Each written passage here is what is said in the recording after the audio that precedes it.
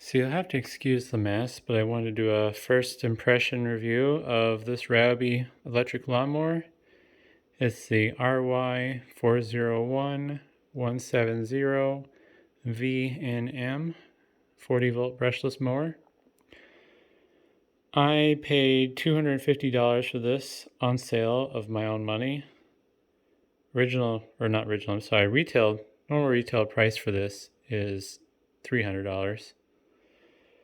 And it's definitely, you get what you pay for, I guess, basically is what I'm trying to say.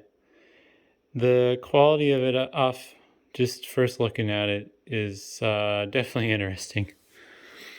The bag you have to assemble yourself, which wasn't too big of a deal. I screwed it up the first time, but the second time I got it right because I looked at the pictures and was like, oh, well, yeah, the piece of wire goes inside the bag, not outside. But it's definitely very flimsy and cheap. It's not very nice.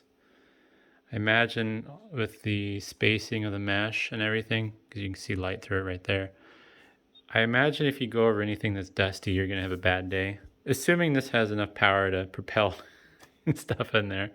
I don't know. I probably won't use the bagger, to be honest. It does come with some other pieces and parts. This is a plug, so you can use the mulcher function. It also has a side discharge chute.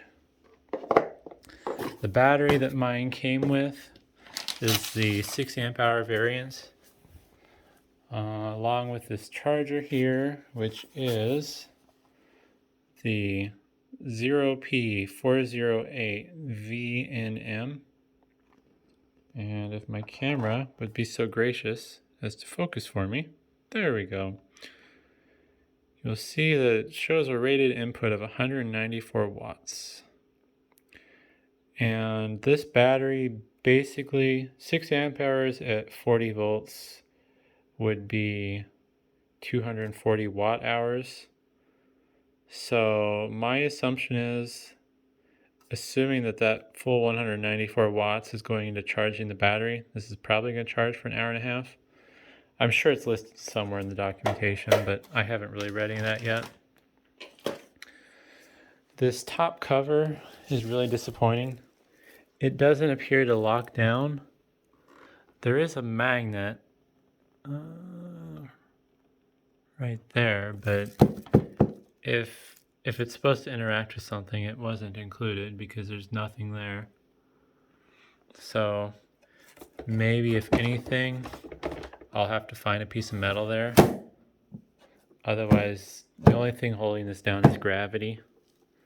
So I don't think it'll go anywhere, but maybe if you get some wind or something, maybe it'll lift up. I don't know. I thought that was a bad touch, that this doesn't latch in any meaningful way. I'm assuming this handle here is to move it from or carry it, I guess, when you have it folded up. One thing that really surprised me is the height selections for this. I don't know if I'm able to do this well. Oops, there we go. Holding the camera, but it'll sit pretty darn low. Honestly, it's a little lower than I would cut normally, but that's kind of nice. But at the same time, like, that's the highest setting, and I don't have any good way to measure it, so we'll use the battery for scale. I can basically mow over. If my yard was full of these batteries, I think I could go over with a lawnmower without hitting them. That's got to be a good, like, 4 inches, I'd say, almost. So that's kind of interesting. I don't know if I'll be able to get a good angle on it without changing some stuff around. Let's see if I... Yeah, I'm going to pause here for a second and show something else I noticed. Alright, so I took the bag off and folded the handle out of the way. Looks like they're using the same wheels as for the other models because I'm guessing these gear teeth are for a self-propelled version. Another thing I have noticed is this rubber flap is probably one of the worst rubber flaps I've ever seen. I would say if you're using this lawnmower, definitely wear safety glasses. I mean, you should be doing that anyways, but Uh, yeah, I don't think this is going to be a good mower to hit rocks with, assuming it has power to launch them. So, yeah, the build quality on this is definitely disappointing. But this is also the cheapest electric lawnmower in the price point. So there's probably not much you can expect, especially when, if you buy this battery by itself, I believe the 6 amp hour batteries are nearly $200. So that kind of tells you, what you're getting into when the battery is nearly worth as much as the mower itself. But I look forward to trying this out. I got it from Home Depot and it has a 90-day return policy.